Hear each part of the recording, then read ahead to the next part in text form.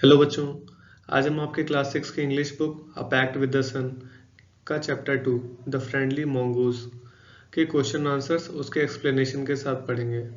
लेकिन कुछ यहाँ पे डिफ़िकल्ट वर्ड्स हैं, तो उसके सबसे पहले हम उसके मीनिंग जान लेते हैं। उसके बाद फिर हम लोग एक्सरसाइज को सॉल्व करेंगे। तो पहले हम लोग वर्ड मीनिंग पे चलते हैं।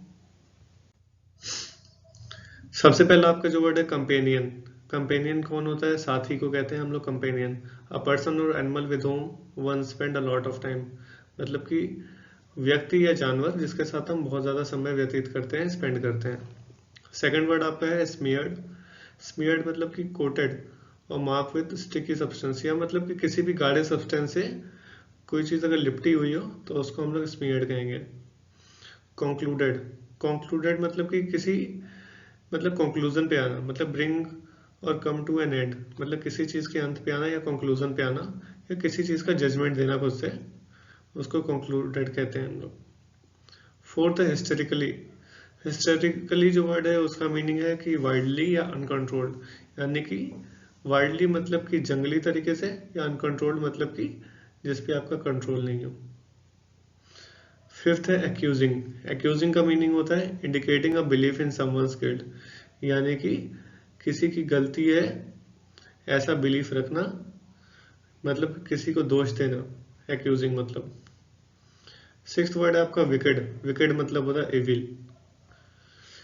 सेवंथ वर्ड है आपका स्क्रीमिंग। स्क्रीमिंग मतलब होता है लॉन्ग लाउड पियर्सिंग क्राई, मतलब बहुत जोर जोर से चिल्लाना या रोना। एट्थ वर्ड है आपका रेज। रेज मतलब कि गुस्सा होता है, वायलेंट या अनकंट्रोलेबल एंगर।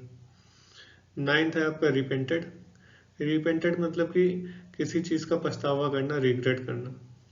टेंथ वर्ड है आपका हास्टी, यानी कोई भी चीज़ अगर जल्दबाजी में हम लोग करते हैं उसको हास्टी कहते हैं। 11th है आपका सॉबिंग। सॉबिंग का मतलब है कि रोना, क्राइंग। ये सारे वर्ड्स जो हैं आपके इस चैप्टर में यूज़ होने वाले हैं, इसलिए मैंने सोचा कि आपको पहले इसके ये सारे वर्ड्स के मीनिंग बता देता हूँ। अब हम सीधे एक्सरसाइज पे चलते हैं। Question 1, Y did the farmer bring a baby mongoose into the house, यानी कि जो किसान है वो अपने घर पे बेबी मंगूज को, यानी कि नेवले के बच्चे को क्यों लेके आता है? तो इसका आंसर क्या होगा? The farmer brought a baby mongoose into the house because they needed a pet, यानी कि जो किसान है वो नेवले के बच्चे को इसलिए लेके आता है घर पे क्योंकि उनको एक पालतू जानवर चाहिए था। So that their son had a companion when he grew up. और किस लिए वो लेके आते हैं, तो उनको क्यों पेट चाहिए था? ताकि उनका जब बच्चा बड़ा हो तो उसको एक उसके साथ साथी हो, कंपेनियन हो। The baby mongoose would be a friend to their son in the future, यानी कि जो बेबी मंगूज है, यानी कि जो नेवले का बच्चा है, वो उसके बच्चे का दोस्त बनेगा जब वो बच्चा बड़ा होगा। तो क्वेश्चन 2 है आपका, why didn't the farmer's wife want to leave the baby alone with the mongoose, यानी कि जो फार्मर की जो बीवी थी वो बच्चे को जो नेवले के साथ अकेला क्यों नहीं छोड़ना चाहती थी? तो इसका क्या आंसर होगा? The farmer's wife was afraid of the mongoose harming her child and so she didn't want to leave her baby alone with the mongoose, यानी कि जो किसान की बीवी होती है उसको ये डर रहता है कि वो जो नेवले का बच्चा है वो उसके बच्चे को, किसान की बीवी के बच्चे को नुकसान पहुंचा सकता है, इसलिए उस मंगूज के साथ किसान की बीवी अपने बच्चे को अकेला नहीं छोड़ना चाहती थी।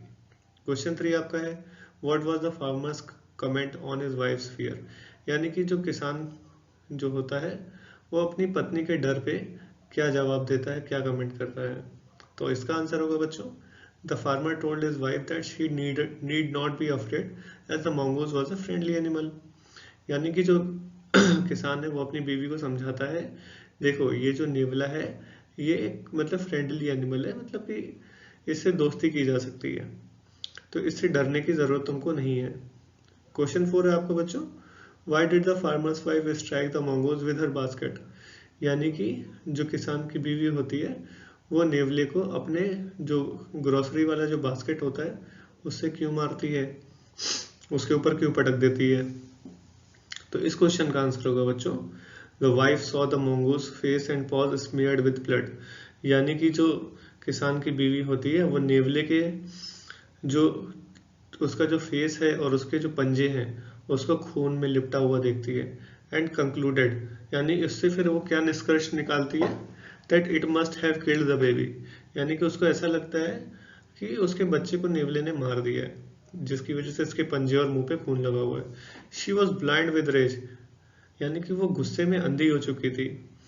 And with all her strength, मतलब पूरी ताकत से, she brought down the heavy basket full of groceries on the blood smeared mongoose, यानी कि उसने फिर क्या करा, जो उसके साथ ग्रोसरी का जो बास्केट था भरा हुआ, वो क्या करती है उस मंगूस पे, यानी उस नेवले के ऊपर उस बास्केट को पटक देती है।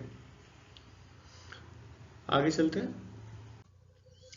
क्वेश्चन 5 है, did she repent her hasty action, यानी कि जो उसने जल्दबाजी में जो एक्ट करा था, क्या उस पे उसको अफसोस होता है किसान की बीवी को। How does she show her repentance, यानी वो अफसोस को कैसे प्रकट करती है, कैसे व्यक्त करती है।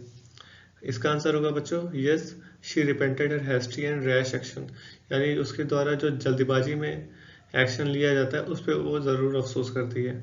She realise that the mongoose had actually saved her child by killing the black snake, यानी कि उसको रियलाइजेशन होता है, उसको मतलब एहसास होता है कि जो मंगूज है, नेवला है, उसने असलियत में तो उसके बच्चे की जान बचाई है काले सांप से। She rushed outside looking for the mongoose, फिर वो तुरंत भागती है जो नेवला होता है उसकी तरफ। She repented by saying that the mongoose had saved her child and look what she had done to repay it, यानी कि फिर वो अफसोस करते हुए बोलती है कि देखो, जिस नेवले ने मेरी जान बचाई, मेरे बच्चे की जान बचाई, उसके साथ मैंने ये क्या कर दिया। She touch the mongoose that ले dead and still unaware of her sobbing, फिर वो उस नेवले को छूती है जो मर चुका होता है और उस नेवले को पता भी नहीं होता है कि वो औरत रो रही है। She stared long at the dead mongoose, वो बहुत देर तक उस नेवले को देखती रहती है। इसी के साथ आपका चैप्टर द फ्रेंडली मंगूस खत्म होता है। आशा करता हूँ आपको वीडियो अच्छा लगा होगा। आप चाहे तो इस वीडियो को लाइक कर सकते हैं और साथ ही साथ चैनल को सब्सक्राइब कर सकते हैं।